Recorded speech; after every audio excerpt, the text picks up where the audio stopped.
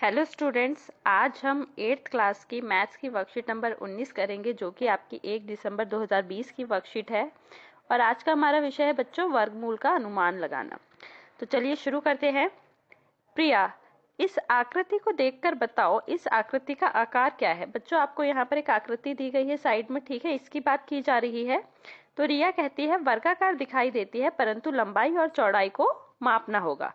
प्रिया, क्या तुम बिना मापे लंबाई तथा चौड़ाई बता सकती हो। रिया, नहीं। यदि इस आकृति का क्षेत्रफल 225 वर्ग सेंटीमीटर है, हम इसका वर्गमूल अनुमान लगाकर निकाल सकते हैं। रिया, कैसे? आओ मैं आपको समझाती हूँ। ठीक है, तो चलिए देखते हैं कि कैसे अनुमान से हम इसको निकाल सकते हैं। तो बच्चों, यहाँ पर आपको एक तालिका दी गई, एक टेबल दी गई है, जिसमें कि आपको 1 से लेके 25 तक की संख्याएं दी गई है और उनके वर्ग और आपको वर्गमूल दोनों दिए गए हैं। ठीक है, तो यहाँ पर देखते हैं। पहले वर्ग का आपको क्षेत्रफल पता है कि उसका फॉर्मूला क्या होता है, भुजा का वर्ग यानी भुजा का स्क्वायर। ठीक है, ये वर्ग का क्षेत्रफल का सूत्र है, जो कि आपको क्वेश्चन में दिया गया है 225 वर्ग सेंटीमीटर। ठीक है, ये आपको दिया गया है। अब यहाँ से अगर हम वर्ग हटाएंगे तो 225 पे क्या आ जाएगा बच्चों, वर्गमूल आ जाएगा। ठीक है, स्क्वायर रूट आ गया, तो ये इसको हम वर्गमूल 225 पढ़ेंगे। ठीक है, अब 225 का वर्गमूल कैसे निकालेंगे। ठीक है, तो आइए अनुमान लगाते हैं।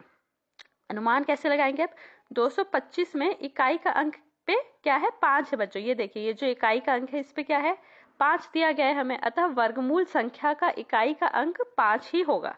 ठीक है, तो हम जानते हैं कि 10 का वर्ग क्या है, 100 है, तथा 20 का वर्ग 400 है। तो ये जो 225 है ये 100 और 400 के बीच में ही आएगी। ठीक है, यानी कि 100 से बड़ी और 400 से छोटी। 10 और 20 के बीच एक ही संख्या है जिसका इकाई का अंक क्या है, 5 है, अतः वह अंक क्या है, 15 है। तो ये 10 से 20 के बीच में सिर्फ एक ही ऐसी संख्या है जिसका इकाई का अंक 5 आता है, जो कि क्या है, 15 है। इसीलिए 225 का वर्गमूल क्या होगा बच्चों, 15 होगा। तो हम इसको कैसे लिख सकते हैं कि 225 का वर्गमूल बराबर 15। ठीक है, अब हम 228 का वर्गमूल ज्ञात करेंगे। अब 228 का वर्गमूल कैसे ज्ञात करेंगे, यहाँ देखते हैं।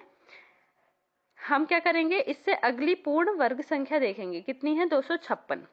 ठीक है, तो इसका वर्गमूल क्या होता है, 16 होता है। हम यहाँ देखेंगे 225 और इसके बाद क्या है 256, तो वो किसका है बच्चों, 16 का है।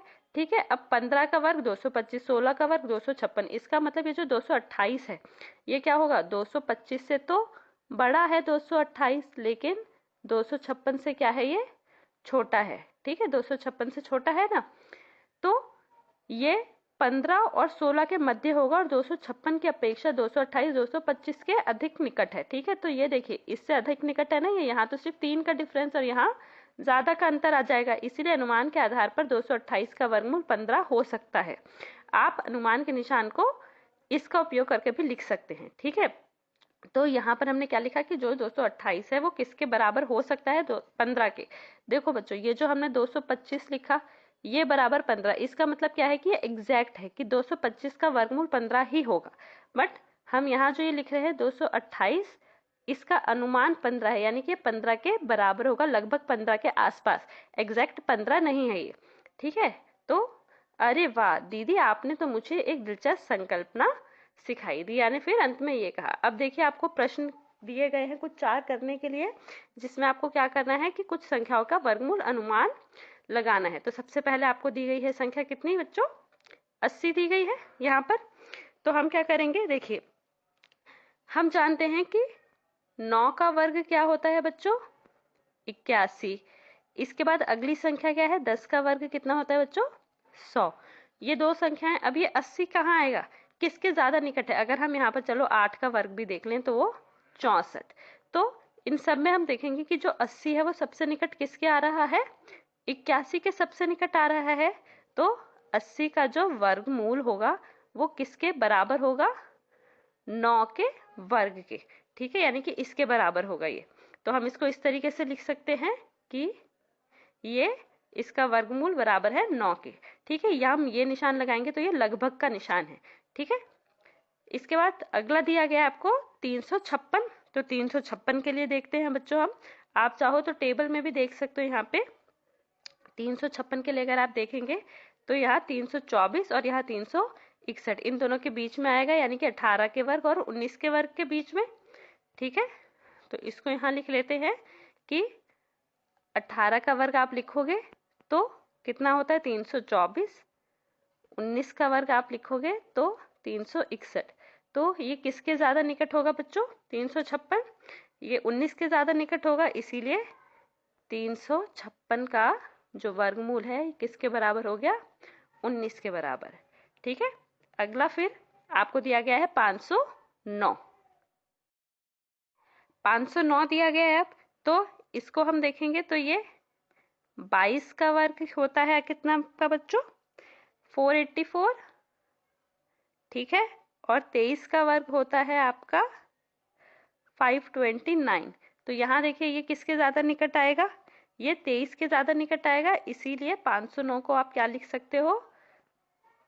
509 का वर्ग हो गया आपके लगभग किसके बराबर? 23 के बराबर। ठीक है, इसके बाद 628 है। तो 628 का तो बहुत ही आसान है, ये 25 का वर्ग होता है 625 और 26 का वर्ग होता है आपका 676। तो यहाँ देखो 628 है ना, तो ये किसके ज्यादा बराबर है? 625 के। तो आपका वर्ग में वर्गमूल 628 का अनुमान जब लगाएंगे तो ये किसके बराबर आएगा? 25 के।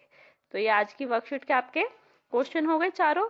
ठीक है, आज की वर्कशीट आपकी बहुत आसान थी, इसमें हमने सिर्फ अनुमान लगाना सीखा है। इससे आगे की जो वर्कशीट्स आएंगी उसमें हम वर्गमूल निकालना सीखेंगे। ठीक है, तो इन सभी क्वेश्चन को अच्छे से समझिए और सॉल्व करिए। Thank you.